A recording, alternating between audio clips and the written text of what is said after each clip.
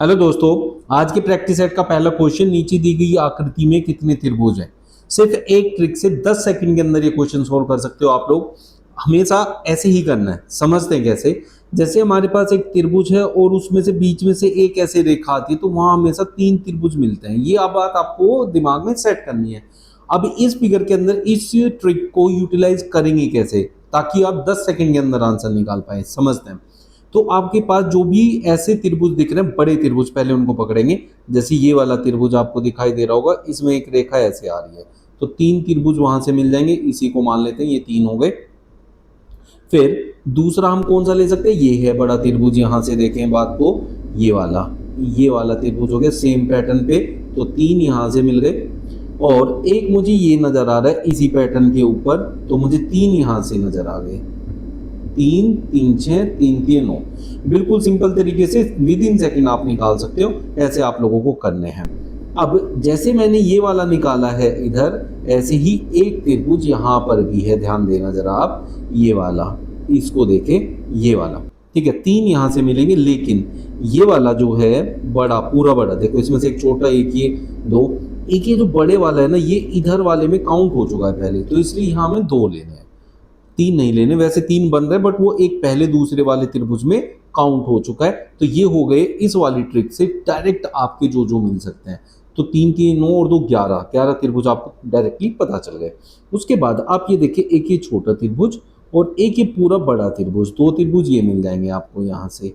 और ऐसे ही एक यहाँ से, और एक बड़ा मिलना चाहिए यहाँ से ऐसे, लेकिन वो इस वाले में काउंट हो चुका है, इसलिए उसे नहीं लेंगे। ये सिर्फ एक ही लेंगे। और एक ये बाहर देखिए आप त्रिभुज, ये एक लेंगे। अब ये एक क्यों लिया, एक से ज्यादा क्यों नहीं बन सकता? क्योंकि ये किसी से भी अंदर अटैच होके त्रिभुज नहीं बना रहा है। तो 3 के 9, 2 11, 2 13 और 2 15, तो यहाँ टोटल 15 त्रिभुज है। और आप देखिए विद इन सेकेंड आप इसे निकाल पाएंगे जब भी आप ऐसे क्वेश्चन करने लगेंगे। लुप्त संख्या ज्ञात कीजिए, मतलब क्वेश्चन मार्क की प्लेस पर क्या आएगा वो फाइंड करना है, मतलब फाइंड द मिसिंग नंबर का क्वेश्चन है। चैनल पे नए हो तो भाई चैनल सब्सक्राइब कर लेना, और सेशन बढ़िया लगेगा ना तो यार लाइक करके जरूर जाना। ठीक है, चलिए देखते क्वेश्चन मार्क की प्लेस पर कैसे देखेंगे। इन क्वेश्चन को हम इधर से इधर, दाएं से बाएं या बाएं से दाएं जाकर और ऊपर से नीचे की तरफ आके, मतलब हॉरिजॉन्टली और वर्टिकली दोनों फॉर्म में सोल्व कर सकते हैं, लेकिन देखना होता है कि किधर की तरफ हमें वो मिलेगा। अब आपको सबसे पहले क्या करना है, ऐसे क्वेश्चंस के अंदर आपको ढूंढनी है बड़ी संख्या। तो बड़ी संख्या देखेंगे, और बड़ी संख्या में हमें यहाँ नजर आया 69, 91, जो कि नीचे की तरफ है, इसलिए हम ऊपर से नीचे की तरफ सोल्व करेंगे तो हमारा आंसर मिलना तय है। अब हम देखेंगे ऊपर से नीचे आने के लिए हमारे पास 7 है, 4 है, 2 है, उनसे मिलके 69 बनाना है। तो 69 बड़ी संख्या है, 7 4 और 2 से तो कहीं बड़ी। तो जब बड़ी बड़ी संख्याएं आती हैं तो संख्याओं की जितनी भी हैं आपके पास उनकी गुणा करके आ सकता है। 7 चौक 28, 2 56, जो कि 69 से कम है। ठीक है, तो अब हम क्या कर सकते हैं, जब ऐसी बात होती है कि मल्टीप्लाई से नहीं आ रहा बड़ी संख्या, तब वो आता है आपका वर्गों से, वर्गों और घनों से आता है। अब 7 का जो वर्ग है वो 49 है, 4 का जो वर्ग है वो 16 है, और 2 का वर्ग जो है वो 4 है। तो 6 4 10 9 19, 69 मिल गया। ये रहा देखिए, तो इसका मतलब हमने वर्गों का योग किया है। कैसे पता चला हमें ये सारी चीजें? ये सारी चीजें पता चलती है इस संख्या से, क्योंकि ये कितनी बड़ी है और उतनी बड़ी संख्या पे हम किस तरीके से पहुंच पाएंगे वो इससे डिफाइन होता है। जैसे यहाँ जाएं, 3 3 9 होता है, 9 का वर्ग 81 होता है, और 1 का वर्ग तो 1 ही होता है, 81 9 90 और 1 91, ये मिल गया हमें। तो इससे कंफर्म हो जाता है कि यही पैटर्न आपको यूज करना है। इसी पैटर्न को यूज करके अब यहाँ चलेंगे, तो 2 का वर्ग लिखेंगे 4, 6 का वर्ग लिखेंगे तो 36, और 5 का वर्ग लिखेंगे तो 25, 36 4 40, 4 60 65, तो आपका ऑप्शन सी करेक्ट आंसर हो जाएगा। 5 से जैसे 30 आया, वैसे ही 8 से क्या आएगा? निम्न प्रश्न में सादृश्यता को ज्ञात कीजिए। एनालॉगी का क्वेश्चन है जिसके अंदर नंबर एनालॉगी है। अब 5 से मुझे 30 पे जाना है, तो 2 तरीके हैं मेरे पास। 5 की 6 में गुणा कर दूं तो मैं 30 पे पहुंच जाऊं, और 5 का मैं वर्ग करूं तो 25 पे पहुंचूं, और उसमें फिर 5 ऐड कर दूं। अब ये 30 वर्ग वाले हिसाब से भी आ रहा है और गुणा से भी आ रहा है। अब गुणा में मैंने देखा 5 है तो उससे अगली संख्या में गुणा कर दी, 5 30। तो यहाँ 8 है तो 8 से अगली संख्या में गुणा कर देनी चाहिए, 9 से, 8 9 72, जो कि ऑप्शन में नहीं है, तो ये वाला मेथड हम नहीं लगाएंगे। फिर इस पे जाएंगे, 5 का वर्ग होता है 25, उसमें मैंने 5 ऐड किया तो 30 आ गया। तो 5 का वर्ग करके 5 ही ऐड किया है, ठीक है। तो हो सकता है यहाँ 8 का वर्ग करके जो कि 64 होता है उसमें 8 ही ऐड किया हो, 64 और 8 72, ठीक है।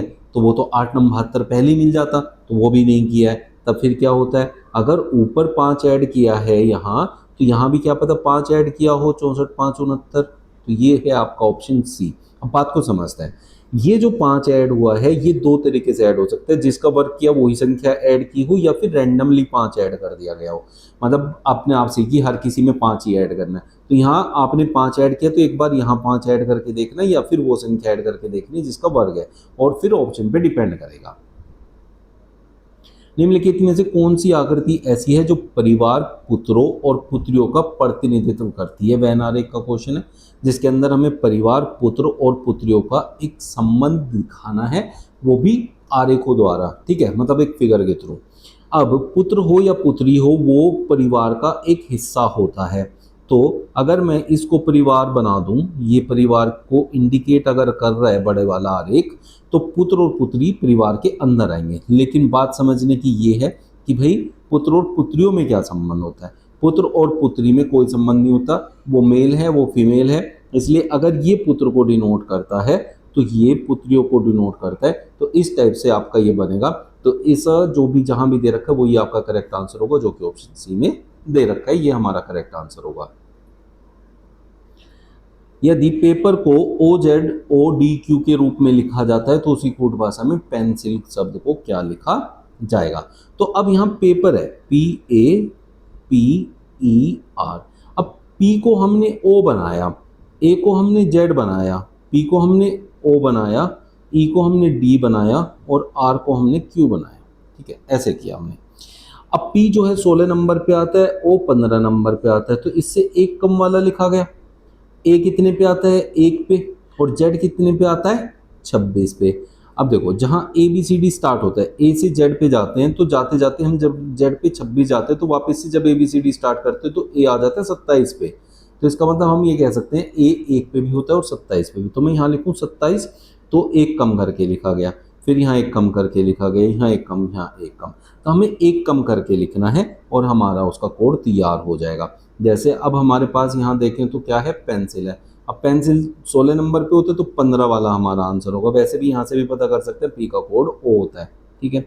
अब ई का कोड यहाँ से देख सकते हैं तो डी है, एन से पहले एम आता है, सी से पहले बी आता है, ओ डी एम बी जिस भी ऑप्शन में दे रखा है बस वही आंसर हो जाएगा, आगे चेक करने की जरूरत नहीं है। जहां से आपको आंसर मिल जाए बस क्वेश्चन को वहीं छोड़ देते हैं। निम्नलिखित प्रश्न में सादृश्यता को ज्ञात कीजिए। निरक्षरता का जो रिलेशन शिक्षा से है, सूखे का वो ही रिलेशन किससे होगा? भाई निरक्षरता होती है पढ़ाई का अभाव, जो पढ़ते नहीं है उनको निरक्षर कहा जाता है, ठीक है।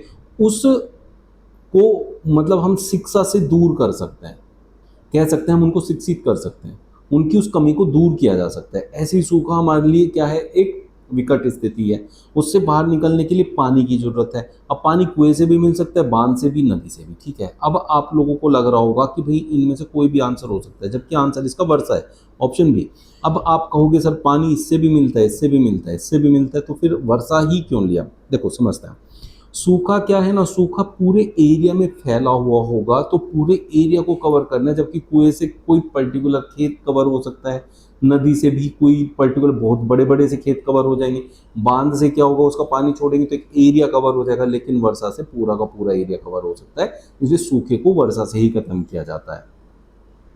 निम्नलिखित श्रृंखला को ज्ञात कीजिए, सीरीज का क्वेश्चन है। 512, 256, 128, क्वेश्चन मार्क 32, 16, 8। देखो इतनी बड़ी संख्या से हम चले आगे और चलते चलते चलते चलते एक छोटी सी 8 पे पहुंच गए। जब इतनी बड़ी संख्या से बहुत छोटी संख्या पे आप पहुंचते हो ना, तो वहां सिर्फ और सिर्फ भाग का क्वेश्चन हो सकता है या फिर वर्गमूल का। अब 512 का वर्गमूल नहीं होता है, लेकिन उसका आधा हो जाता है क्या, 256। तो मतलब हम उसको क्या कर सकते हैं, भाग कर सकते हैं, भाग से छोटा कर सकते हैं। जब बहुत बड़ी संख्या से बहुत छोटी आती है तो अंतर से मतलब माइनस करके आप छोटा नहीं कर सकते, इस बात को ध्यान रखना है आपने हमेशा। तो इसका आधा किया तो 256, 256 का आधा 128, 128 का आधा होता है 64, तो इसका मतलब यहाँ 64 आएगा। तो ऑप्शन सी आपका करेक्ट आंसर हो जाएगा। निम्न विकल्पों में से कौन सा विकल्प नीचे दिए हुए शब्दों का सार्थक क्रम दर्शाता है। अब सार्थक क्रम में हम बढ़ता क्रम भी लेते हैं और घटता क्रम भी लेते हैं, या तो बढ़ते क्रम में दिया होगा या तो घटते क्रम में दिया होगा, इन दोनों में से कोई एक चीज उसने दी होगी। अब हमें दोनों तरीके से देख के ऑप्शन से मैच करना है कौन उस ऑप्शन को फुलफिल करता है। जैसे अगर हम देखें सबसे छोटा शब्द होता है तो 2 से स्टार्ट होने वाला होना चाहिए, ये रहा ऑप्शन। अब शब्द से बड़ा होता है वाक्यांश, 2 के बाद 4 होना चाहिए, 4 नहीं है, और किसी ऑप्शन में 2 से स्टार्ट भी नहीं हो रहा और उसके बाद 4 भी नहीं है, तो भैया ये घटते से बढ़ते की तरफ नहीं है, मतलब छोटे से बड़े की तरफ नहीं है, बड़े से छोटे की तरफ होगा। तो आप लोगों को समझ में आएगा, एक आपको देखना पड़ेगा पहले इसको, ठीक है। उसके बाद अब सबसे बड़ा क्या होता है, अध्याय होता है, तो फिर तो 3 से स्टार्ट होना चाहिए और 3 से स्टार्ट होने वाला सिर्फ एक ही ऑप्शन है, बट इसे भी हम कंफर्म करेंगे एक बार, ठीक है। क्या कंफर्म करेंगे, सबसे बड़ा होता है अध्याय, अध्याय से छोटा होता है अनुच्छेद, 3 के बाद 5 आना चाहिए, बिल्कुल आया है। अनुच्छेद से छोटा होता है वाक्य, फिर 1 होना चाहिए, बिल्कुल आया है। फिर वाक्यांश होना चाहिए 4, ये रहा, और सबसे छोटा शब्द, तो ठीक है। तो ऑप्शन सी आपका करेक्ट आंसर हो जाएगा। बढ़ता क्रम भी हो सकता है, घटता क्रम भी हो सकता है, ऑप्शन पे डिपेंड करेगा बस। निम्नलिखित श्रृंखला को ज्ञात करना है। MNBA के बाद आया OPDC, फिर QRFE क्वेश्चन मार्क। तो जब भी आपके पास सीरीज का क्वेश्चन है, अल्फाबेट हो या फिर आपके नंबर्स हो, तो सबसे मेन चीज क्या होती है अल्फाबेट्स में भी और वैसे भी, आपको क्या करना है, सबसे पहले आपको पहले लेटर को पहले लेटर से कंपेयर करना है। जैसे M को O से कंपेयर करना है यहाँ, फिर O को Q से, Q से आगे पहला लेटर आ जाएगा। बट ये हर केस में अप्लाई नहीं होता, पहले वाला लास्ट वाले से, लास्ट वाला पहले वाले से भी कभी कभी होता है, बट सबसे बेसिक चीज यही होती है, तो इसी की तरफ हम लोग जाते हैं। M के बाद मैंने N छोड़ के O पे आया, P छोड़ के Q पे आया, R छोड़ूंगा तो S, S से स्टार्ट होगा मेरा आंसर, ठीक है। ऐसे ही N O छोड़ के P, Q छोड़ के R, S छोड़ के T, तो S के बाद होना चाहिए T। फिर B से C छोड़ के D, D से E छोड़ के F, F से G छोड़ के H आना चाहिए, STH। STH जो है एक ही ऑप्शन में दे रखा है, वही मेरा करेक्ट आंसर हो जाएगा, ऑप्शन डी। दर्पण में देखने पर एक घड़ी 4:40 समय दर्शाती है, सही समय क्या है आपसे पूछा गया है। भाई आप बात को समझो, घड़ी में जो भी समय दिख रहा है, ठीक है, वो दर्पण में दिख रहा है, अभी हमें दर्पण में दिखाई दे रहा है, तो इसका मतलब घड़ी में कुछ और होगा। तो ये दर्पण प्रतिबिंब है, ये जो 4:40 है, ये उस समय का दर्पण प्रतिबिंब है। आपको सही समय बताना है। अब आपको सही समय दिया हो और दर्पण प्रतिबिंब बताना हो, या दर्पण प्रतिबिंब देके सही समय बताना, दोनों का एक ही केस होता है। जो आपको समय दिया है, जैसे यहाँ 4:40 दिया है, इसको आप 11:60 में से माइनस कर देंगे, 11:60 में से माइनस कर दो भाई, आपका आंसर आ जाएगा। यहाँ क्या बचा, 20, और 7 4 11, 7:20। तो एक्चुअल में जो समय है वो 7:20 है घड़ी में, लेकिन वो 4:40 दिखाई दे रहा है। विकल्पों में से विषम शब्द चुनिए। अब यहाँ बहुत से बच्चे सोचेंगे यहाँ ये कैपिटल लेटर है, ये स्मॉल लेटर है, क्वेश्चन गलत है। नहीं, वो कैसे भी दे सकता है, उसकी मर्जी है, लेकिन एक नज़र डाल लेनी है। जैसे यहाँ 2 स्मॉल लेटर है, तो क्या पता किसी एक में स्मॉल लेटर ना हो लास्ट वाले, वही उसका भिन्नता का कारण बना हो। मतलब विषम का मतलब क्या होता है, 3 एक जैसे एक अलग, तो वो देख लेना है। लेकिन ऐसे यहाँ कुछ नहीं, सब में लास्ट के दोनों लेटर छोटे ही हैं। फिर इसके जो भी आंसर आते हैं वो इनकी प्लेस वैल्यू से निकलेंगे, और प्लेस वैल्यू क्या होती है भाई, किस प्लेस पे, मतलब किस नंबर पे अंग्रेजी वर्णमाला में कोई आता है। जैसे जे है वो 10 पे आता है, एल 12 पे आता है, एम जो है 13 पे आता है, और एन जो है वो 14 पे आता है। ऐसे करेंगे आप। इसको देख लिया आपने। इसको देखने के बाद ठीक है, अब यहाँ देखो कितने का अंतर है, 2 का। यहाँ कितने का अंतर है, 1 का। और यहाँ कितने का अंतर है, 1 का। अब ऐसे ही के को देखें, के हमारा 11 पे होता है, एल हमारा 12 पे होता है। यहाँ सिर्फ 1 का अंतर है। अब तीसरे को देखेंगे, अगर ये पहले को फॉलो करता होगा तो दूसरा भिन्न हो जाएगा, और दूसरे को फॉलो करता होगा तो तीसरा भिन्न हो जाएगा, ठीक है। पी कितने पे होता है, 16 पे, आर 18 पे, एस 19 पे, और टी 20 पे। तो यहाँ 2 का अंतर है, यहाँ 1 का अंतर है, यहाँ भी 1 का अंतर है। तो पहले को फॉलो कर रहा है, दूसरा इस पैटर्न को फॉलो नहीं कर रहा है, इसलिए दूसरा ही आपका करेक्ट आंसर हो जाएगा। इसे कंफर्म भी कर सकते हो चाहो तो आप यहाँ से। ये 3 पे होता है, ये 5 पे, ये 6 पे, ये 7 पे, ठीक है। निम्नलिखित श्रृंखला के कर्मिक रूप को पूर्ण कीजिए। अब सबसे पहला स्टेप इसमें होता है कि आप लोगों को ये देखना है कि यहाँ कितने प्लेसेस हैं और उनके पेयर्स बनाने हैं। 1 2 3 4 5 6 7 8 9 10 11 12 13 14 15 16 17 18 19 20। अब 20 हैं, अब इनका हम पेयर बनाएंगे। पेयर 4 4 के बन सकते हैं या फिर 5 5 के, क्योंकि 4 पंजे 20 होता है। टोटल कितने हैं 20, और 20 को हम तोड़ सकते हैं 4 और 5 में, 4 पंजे 20। तो 5 5 का बना लेते हैं पहले, ठीक है। 1 2 3 4 5, 1 2 3 4 5, 1 2 3 4, देखो 1 2 3 4 5। अब पहले 4 4 का बना के देख लेते हैं। अब मैं समझाता हूँ आपको क्यों मैंने ऐसे किया, अभी समझ लो एकदम। 1 2 3 4 5 मैंने ये किया, 1 2 3 4 5। अब देखो ये सी से, ये बी पे खत्म हुआ, ये सी पे खत्म हो रहा है। तो मैक्सिमम टाइम ना आपको बस ये चेक करना है कि रिपीट वाला तो नहीं है। अब ये रिपीट तो आया नहीं, तो इसलिए यहीं छोड़ के इसे 4 वाले पे करके देख लो एक बार। और 4 वाले पे भी नहीं आया रिपीट, तो आप बोलोगे फिर क्या करेंगे, फिर सोल्व करेंगे हम उसको पूरा। अगर 4 से नहीं आ रहा होगा 5 का, उससे एक आइडिया मिल जाएगा। बट रिपीट वाले मैक्सिमम क्वेश्चन होते हैं। 1 2 3 4 ले लिया मैंने, 1 2 3 4। देखो अब यहाँ लास्ट में बी है, यहाँ भी बी है, तो हो गया रिपीट, ठीक है। 1 2 3 4, 1 2 3 4, 1 2 3 4। अब देखो लास्ट में ए बी है, यहाँ भी लास्ट में ए बी है, यहाँ स्टार्टिंग में बी है, तो यहाँ भी बी है, तो यहाँ क्या होना चाहिए बी सी ए बी। यहाँ भी क्या होना चाहिए B C A B, repeat वाला है बी सी ए बी और बी सी ए बी। तो हमने क्या क्या यूज़ किया वो ऑप्शन में दिया होता है, C A B C use किया है। C A B C option B में दे रखा है, यही मेरा करेक्ट आंसर होगा। विकल्पों में से दर्पण प्रतिबिंब चुनिए। आपको दर्पण प्रतिबिंब बताना है कौन सा होगा, ये आपका होमवर्क है। देखते हैं कितने बच्चे सही आंसर देते हैं। चलते हैं नेक्स्ट क्वेश्चन पे। 3 के विपरीत क्या आएगा। जब भी आपको एक ही पासे की दो स्थिति दी होती है, मतलब पासा एक ही है, उसको 2 बार मैंने फेंका, एक बार वो ऐसा दिखाई दे रहा है, एक बार ऐसा दिखाई दे रहा है। अब ये 2 पासे बन गए हमारे लिए। अगर आपके पास पासे की दोनों स्थिति में कोई भी 2 जगह सेम हो, जैसे ये 2 है, इसमें भी 2 है, और यहाँ देखें तो 4 है और 4 है, 2 नंबर सेम आ गए, इसके अंदर भी 2 नंबर सेम आ जाए, इसमें भी 2 नंबर सेम आ जाए, तो इसका बचा तीसरा नंबर जो कि 6 है और इसका बचा तीसरा नंबर जो कि 3 है, वो हमेशा एक दूसरे के विपरीत होते हैं। तो 3 के विपरीत क्या होगा, 6 होगा, तो ऑप्शन डी आपका करेक्ट आंसर हो जाएगा।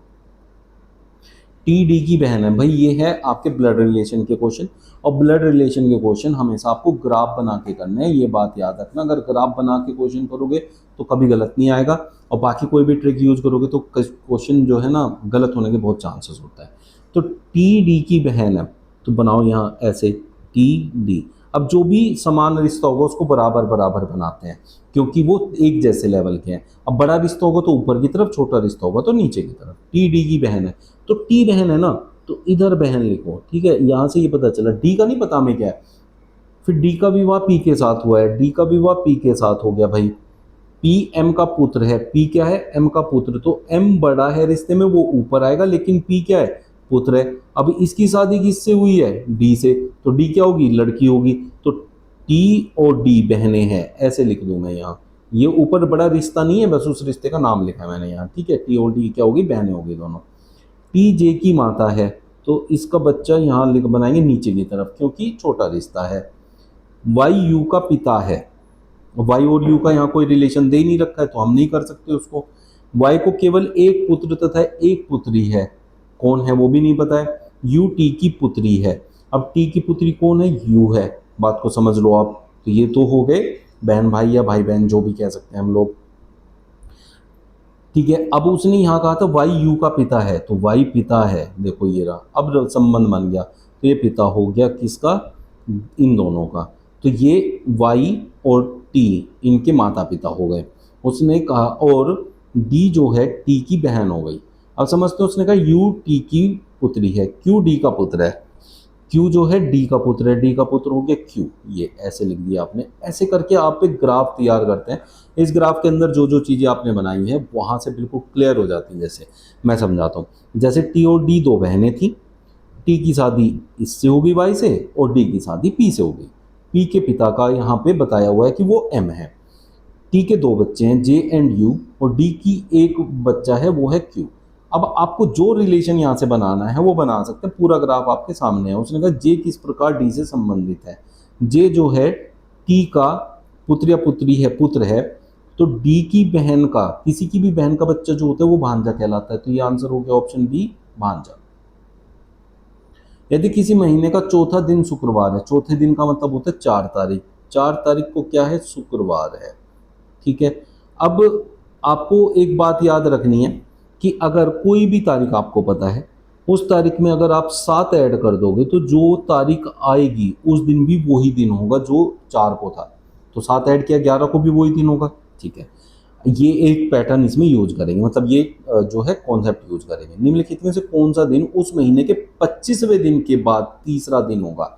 25वें के बाद तीसरा दिन मतलब 25 और 3 28वां दिन पूछा है आपसे। अब 28 पे पहुंचते हैं। 11 में 7 ऐड किया तो 18, 18 में फिर 7 ऐड करूं तो 25, 25 तारीख को भी शुक्रवार ही आएगा। अब मुझे चाहिए 28, 26 को शनिवार, भाई 25 के बाद 26, 27 और 28। अब इसको शुक्रवार था तो इसको शनिवार होगा, इसको रविवार होगा, इसको सोमवार होगा, तो ऑप्शन बी आपका करेक्ट आंसर हो जाएगा। दी गई आकृति में कौन सा अक्षर झाड़ू जो लकड़ी है लेकिन लंबी नहीं है, तो जिसमें आप वो जो भी चीज को डिनाई करें, जैसे उसने कहा लंबी नहीं है, तो लंबे वाला जो भी यहाँ आरेख दिया है उसके सारे लेटर को छिपा दो, उनमें से हमारा आंसर होगा ही नहीं, उसे एक तरफ कर दो। अब उसने कहा कौन सा अक्षर झाड़ू जो लकड़ी है, मतलब झाड़ू और लकड़ी दोनों होना चाहिए। ए जो है वो झाड़ू है लेकिन लकड़ी नहीं है, बी जो है वो लकड़ी है झाड़ू नहीं है, एफ ऐसा है जो इसमें भी आ रहा है देखो और इसमें भी आ रहा है, तो एफ आपका करेक्ट आंसर हो जाएगा, ऑप्शन बी। विकल्पों में से विषम संख्या ज्ञात कीजिए। जब भी आपको 4 संख्याएं दें और आपसे विषम पूछे, मतलब 3 एक जैसे और एक अलग, कोई उनसा वो अलग है, तो उसमें 2 से 3 चीजें दिमाग में रखनी है। सबसे पहले देखना है अभाज्य, फिर देखना है कि भाई कौन सम है कौन विषम है।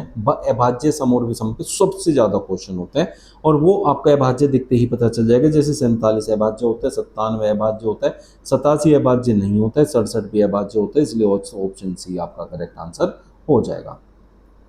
कौन सी उत्तर आकृति दी हुई प्रश्न आकृति को पूरा करेगी। अब ये बात समझते हैं कि जैसे यहाँ ऐसे बनाना है हमें और इधर ऐसे बनाना है, तो क्या होगा, इधर ऐसे और इधर ऐसे, ये होना चाहिए, और ये दे रखा है यहाँ, देखो ये दे रखा है, ये हो गया हमारा, तो ऑप्शन ए हमारा करेक्ट आंसर हो जाएगा। v बराबर 44, फैट बराबर 54, तो लेट का कोड क्या होगा।